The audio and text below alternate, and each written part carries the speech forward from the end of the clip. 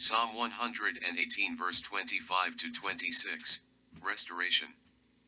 Psalm 118:25, O Lord, do save, we beseech you, O Lord, we beseech you, do send prosperity. We come to a long-forgotten pledge of allegiance that was common during the Kingdom Age, God save the King, but today it would be more apropos for us to say, may the Lord Jesus, the King of Kings in the lineage of David who lives forever.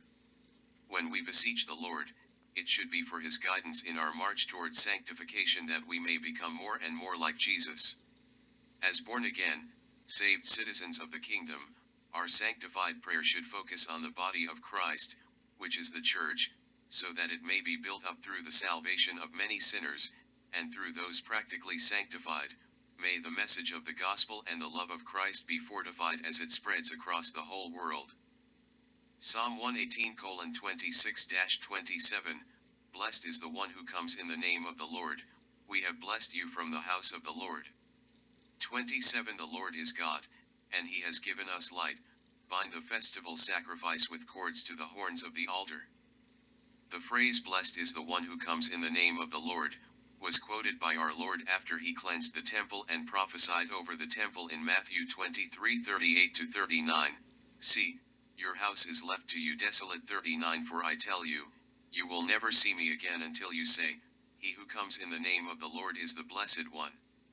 Although here, the psalmist adds this caveat that prophetically pictures our Lord Jesus as the Passover lamb bound to a cross, saying, bind the festival sacrifice with cords to the horns of the altar.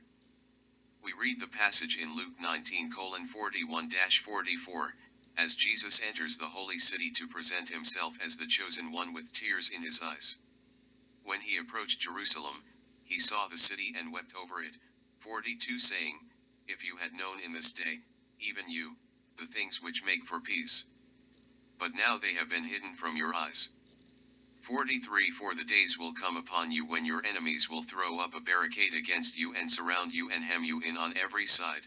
44 And they will level you to the ground and your children within you, and they will not leave in you one stone upon another, because you did not recognize the time of your visitation.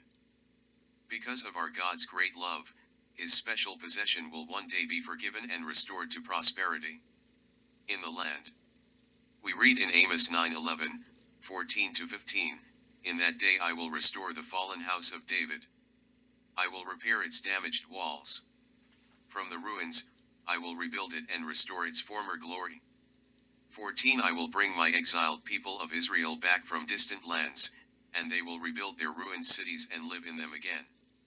They will plant vineyards and gardens, they will eat their crops and drink their wine. 15 I will firmly plant them there in their own land. They will never again be uprooted from the land I have given them, says the Lord your God.